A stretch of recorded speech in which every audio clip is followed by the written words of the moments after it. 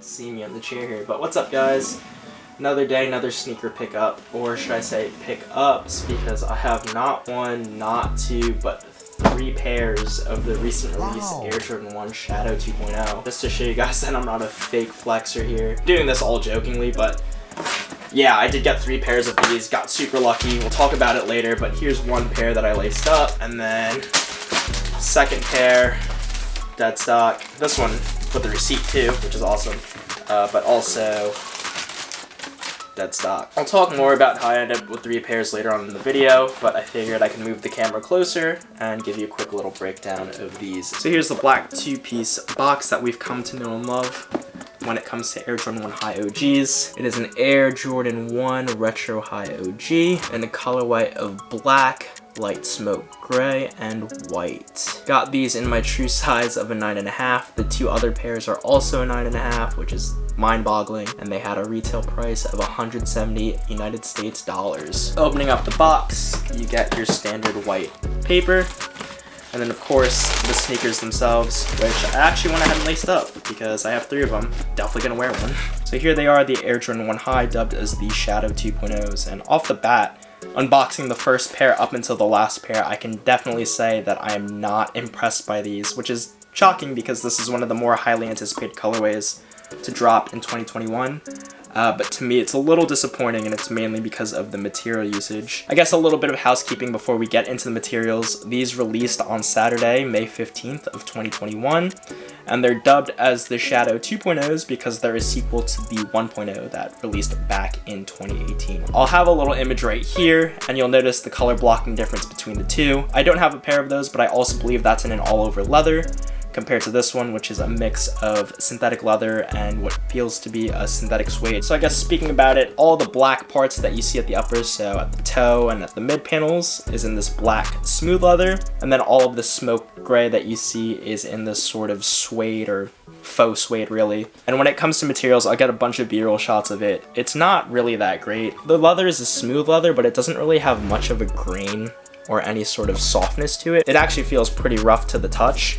And to be honest, if I had to compare it to leathers of recent Jordans, definitely would put it on par with Air Jordan 1 mids and even lows, which is a bit mind-boggling because you're paying $170, retail that is, for what seems to be more upscale materials, but in this case, it looks like leather again of Jordan 1 mids or lows, which have retail prices of like $115 all the way down to $90. So moving on, I guess it's another disappointment of mine, not so much many others, but the gray usage on here is different from the Shadow 1.0s. So I mentioned these are in a smoke gray, and the Shadow 1.0s utilize a medium gray. So you'll notice the difference in hues between the 2.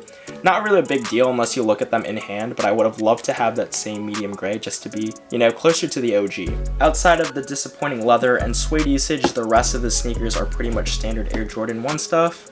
So I have them laced up in 2 different lace colors. These are the 2 options you get. So you could either choose from a black or a complementary gray.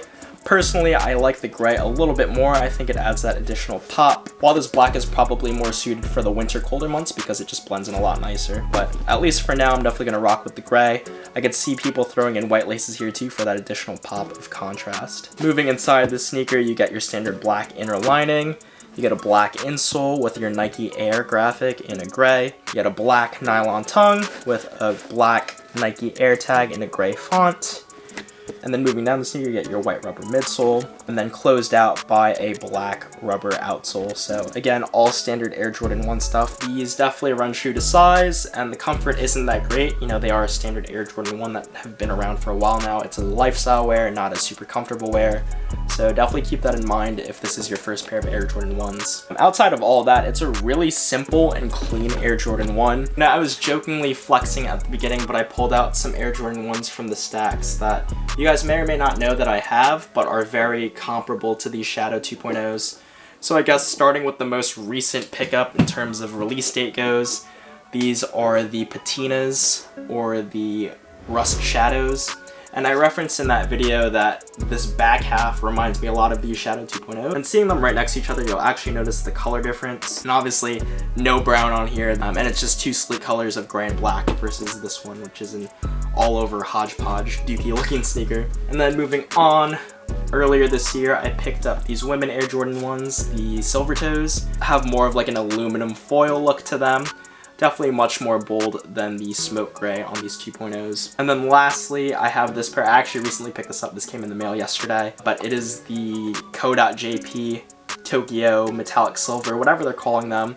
This one is definitely a flashy sneaker for sure. It takes on that same shiny element, but then you get this sort of neutral gray color. In terms of wearability and practicality, I'll take these Shadow 2.0s any day of the week over those. I thought those were worth calling out just because, again, they utilize some sort of gray on the Air Jordan 1 silhouette. I am a sneaker collector after all. But yeah, that was the whole point of that. I'm no inventory whiz. I'm not keeping up to date how many units Nike produced of these, but I have to say, it seems like there are a bunch floating around. You know, for a color blocking like this, I'm surprised resale prices right now, 2 weeks after release, aren't super crazy. And I think part of that may be because of the mediocre materials. But if you could find these for around like a low $200 price range, I would definitely pull the trigger. Again, at the end of the day, you're paying for the look and the retro feel of these Jordan 1s, not so much the quality of materials.